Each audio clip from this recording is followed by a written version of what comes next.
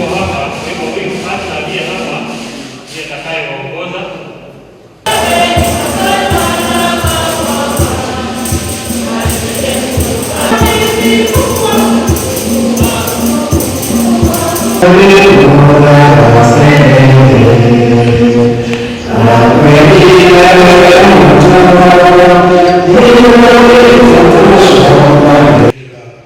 Huwezi kuwa tunaongeza wabunge kwa upande mmoja na upande mwingine tunafuta watu katika idara zingine.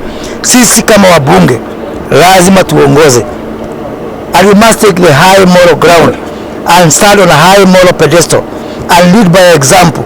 We cannot fire people from one side, from one hand, and on the other hand we are going to increase nominated MPs by 180. It is not acceptable, and for that reason only, personally as Moses Kuria, I can compromise on anything else, but this one, on this particular issue of a bloated parliament when people are dying of poverty and COVID and other things, I will vote no, and I will mobilize people to vote no. Default settings for the people is to say no. Wewe zunguka, mko hapa mashinani, already people are saying no. In fact, ile kazi ngumu ni kuambia aseme yes. If you do nothing, they will say no. So kazi yetu ni rahisi sana. If it comes to that, my friend, utatuona hapa kwa ground. We are just saying it is not our preference. It is not what we would prefer. We would prefer to sit down and iron out those very few issues. A lot of things, to be fair, as we said yesterday, have already been rectified. Yeah? But on this one issue, even history will judge us harshly. And I don't think that it is fair for Uhuru Kenyatta's legacy to be that president who increased members of parliament nominated by 180. It is a dot on his legacy, and it will be with us forever, and history will judge him harshly if it is during his stewardship of this country that we increased nominated members of parliament by 180. It is immoral, it is unethical, it is unworkable. It comes to that, if we try all avenues, we will oppose it.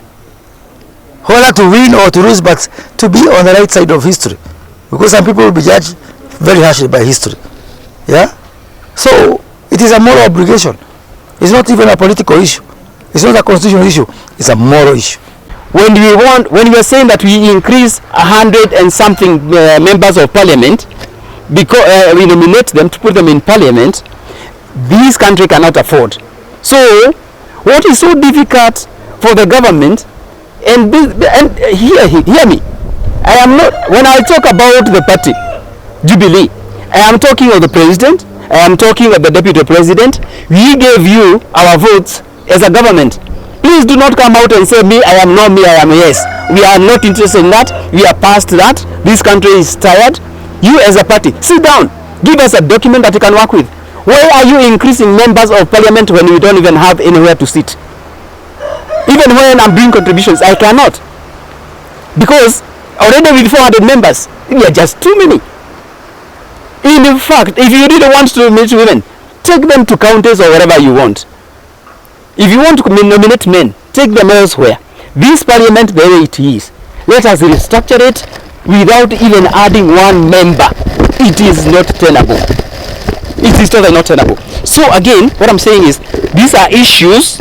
If Jubilee as a party wants to help this country, sit down. It will take only 24 hours. Please give us proper parliament. Do not increase even one member. The other part that I want you to look at, or rather we need to look at, when you're talking about inclusion, when you're talking about the president and the deputy and the prime minister and his two deputies, if you really are interested in inclusion, these 5 members, they must come from different regions. In fact, let me put it plainly, they must come from different tribes if you are interested in inclusion. And I also want to add that in the 5 members, there is what we call the small communities. The communities that have got a population of 1 million people and below.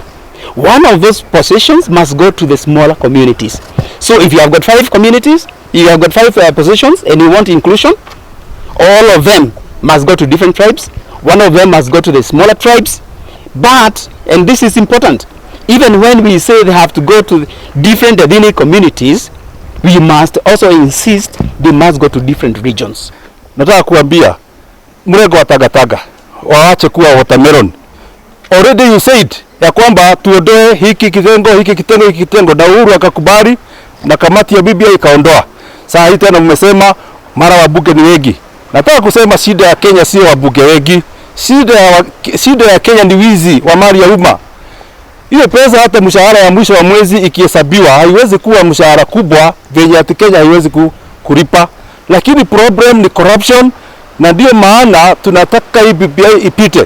Na tena selfishness yenye iko na Tangatanga ni jambo la kutisha sana. Kwa maana wanataka kusema ya kwamba tuende katika elections pamoja na BBI pamoja. Shida ya Tangatanga, wanataka serikali venye iko na mamlaka na nguvu zenye ziko ndani yake.